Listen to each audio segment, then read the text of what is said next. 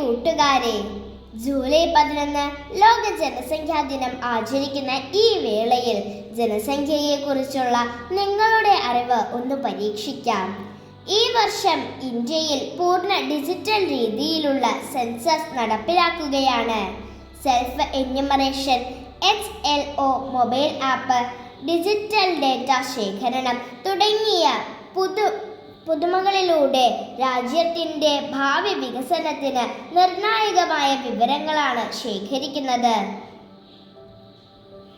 അതുകൊണ്ട് തന്നെ ജനസംഖ്യ, സെൻസസ്, ഡെമോഗ്രഫി എന്നിവയെക്കുറിച്ചുള്ള അറിവ് ഇന്നത്തെ കാലത്ത് ഏറെ പ്രധാനമാണ്. 35 രസകരമായ ചോദ്യങ്ങളിലൂടെ നിങ്ങളുടെ അറിവ് പരിശോധിക്കാം, അറിവ് വർദ്ധിപ്പിക്കാം, രാജ്യത്തിൻ്റെ ഭാവി മനസ്സിലാക്കാം. തുടങ്ങാം നമ്മുടെ ലോക ജനസംഖ്യാ ദിന ക്വിസ്. 1. ലോക ജനസംഖ്യാ ദിനം എന്ന്? ഉത്തരം ജൂലൈ 11. 2. ഐക്യരാഷ്ട്രസഭ ഏത് വർഷം മുതലാണ് ജൂലൈ 11 ലോക ജനസംഖ്യാ ദിനമായി ആചരിക്കാൻ തുടങ്ങിയത്? ഉത്തരം 1989. 3.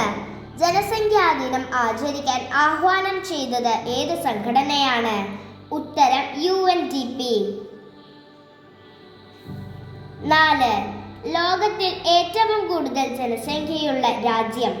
ഉത്തരം ഇന്ത്യ. ജനസംഖ്യാ വർധനവിൻ്റെ ഒരു പ്രധാന ഗുണം എന്താണ്?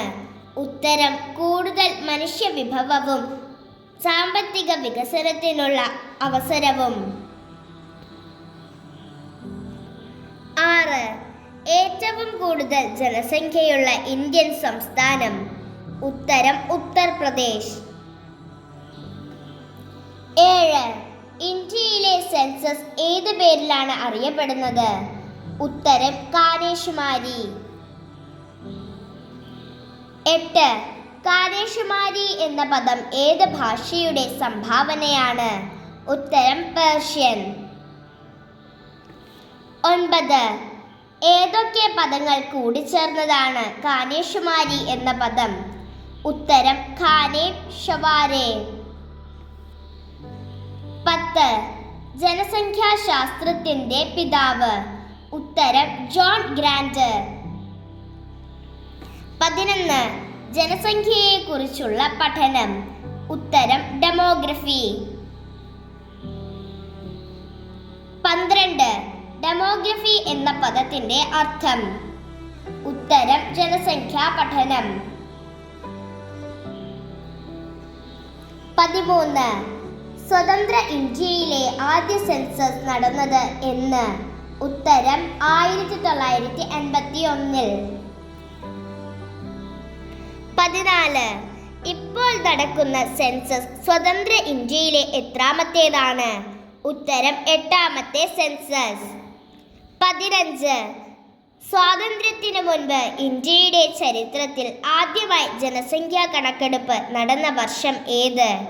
ഉത്തരം 1872 ലോർഡ് മയോയുടെ കാലത്ത്. 16. 2011 സെൻസസിന്റെ ഔദ്യോഗിക മുദ്രാവാക്യം എന്തായിരുന്നു? ഉത്തരം നമ്മുടെ സെൻസസ് നമ്മുടെ ഭാവി. 17. ഇന്ത്യയിൽ ആദ്യമായി പൂർണ്ണ ഡിജിറ്റൽ സെൻസസ് നടക്കുന്നത് ഏത് വർഷത്തെ കണക്കെടുപ്പിലാണ്? ഉത്തരം സെൻസസ് 2027. കോവിഡ് വ്യാപനത്തെ തുടർന്ന് 2021 മാറ്റിവെച്ചത്. 18. പൊതുജനങ്ങൾക്ക് സ്വന്തമായി വിവരങ്ങൾ ഓൺലൈനായി രേഖപ്പെടുത്താൻ നൽകിയിരിക്കുന്ന സൗകര്യത്തിൻ്റെ പേരെന്ത്? ഉത്തരം സെൽഫ് എന്യൂമറേഷൻ. 19. സെൻസസ് വിവരങ്ങൾ ശേഖരിക്കാൻ ഉദ്യോഗസ്ഥർ ഉപയോഗിക്കുന്ന മൊബൈൽ ആപ്ലിക്കേഷൻ ഏതാണ്? ഉത്തരം HLO മൊബൈൽ ആപ്ലിക്കേഷൻ, അതായത് house listing and housing census application. 20. ഇന്ത്യയിൽ ഇപ്പോഴത്തെ ഡിജിറ്റൽ സെൻസസ് പോർട്ടൽ മലയാളം ഉൾപ്പെടെ എത്ര ഭാഷകളിൽ ലഭ്യമാണ്? ഉത്തരം 16 പ്രാദേശിക ഭാഷകളിൽ. 21. സ്വാതന്ത്ര്യാനന്തര ഇന്ത്യയിൽ ആദ്യമായി ജാതി വിവരങ്ങൾ കൂടി ശേഖരിക്കുന്ന സെൻസസ് ഏതാണ്? ഉത്തരം സെൻസസ് 2027. 22. ഇന്ത്യയിൽ ജനസംഖ്യാ കണക്കെടുപ്പ് നടത്താൻ അധികാരമുള്ള കേന്ദ്ര മന്ത്രാലയം ഏത്? ഉത്തരം കേന്ദ്ര ആഭ്യന്തര മന്ത്രാലയം. 23. സെൻസസ് പ്രവർത്തനങ്ങൾക്ക് നേതൃത്വം നൽകുന്ന ഉദ്യോഗസ്ഥ പദവി ഏതാണ്? ഉത്തരം registrar general and census commissioner. 24. ഇന്ത്യയിൽ ഏത് നിയമത്തിന്റെ അടിസ്ഥാനത്തിലാണ് ജനസംഖ്യാ കണക്കെടുപ്പ് നടത്തുന്നത്? ഉത്തരം സെൻസസ് ആക്ട് 1948. 25. ലോകത്തിൽ ഏറ്റവും കുറവ് ജനസംഖ്യയുള്ള രാജ്യം? ഉത്തരം വത്തിക്കാൻ സിറ്റി. 26. ഏറ്റവും കൂടുതൽ ജനസംഖ്യയുള്ള ഭൂഖണ്ഡം? ഉത്തരം ഏഷ്യ.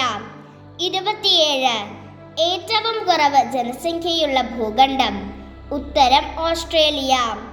28. ഒരു ചതുരശ്ര കിലോമീറ്റർ പരിധിയിൽ താമസിക്കുന്ന ആളുകളുടെ എണ്ണത്തിന് പറയുന്ന പേരെന്ത്? ഉത്തരം ജനസാന്ദ്രത. 29. ലോക ജനസംഖ്യയുമായി ബന്ധപ്പെട്ട പ്രവർത്തനങ്ങൾ ഏകോപിപ്പിക്കുന്ന ഐക്യരാഷ്ട്രസഭയുടെ സംഘടന ഏത്? ഉത്തരം UNFPA, United Nations population fund. 30. ജനസംഖ്യാ വളർച്ച ഒട്ടുമില്ലാത്ത അവസ്ഥയ്ക്ക് പറയുന്ന പേരെന്ത്? ഉത്തരം സീറോ പോപ്പുലേഷൻ ഗ്രോത്ത്. 31.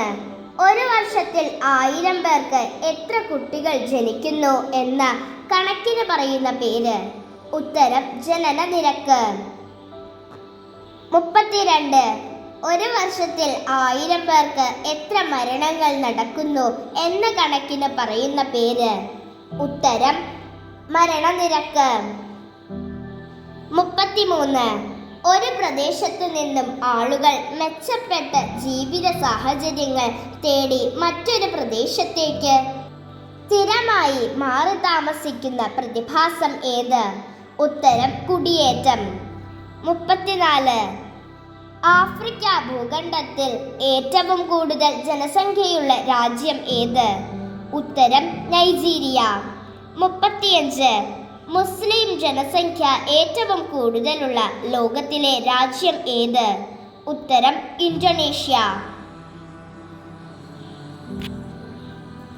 ജനസംഖ്യയെക്കുറിച്ചുള്ള അറിവ് പരിശോധിച്ചതുപോലെ നാളത്തെ വീഡിയോയിൽ ഇന്ത്യയിൽ ഈ വർഷം നടക്കുന്ന പൂർണ്ണ ഡിജിറ്റൽ സെൻസസിൻ്റെ എല്ലാ പ്രധാന വിശേഷങ്ങളും, സെൽഫ് എന്യൂമറേഷൻ, HLO ആപ്പ്, പുതിയ സവിശേഷതകൾ, അറിയേണ്ട പ്രധാന വസ്തുതകൾ എന്നിവ ലളിതമായി പരിചയപ്പെടാം.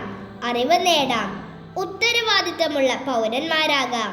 വീണ്ടും കാണാം. നന്ദി.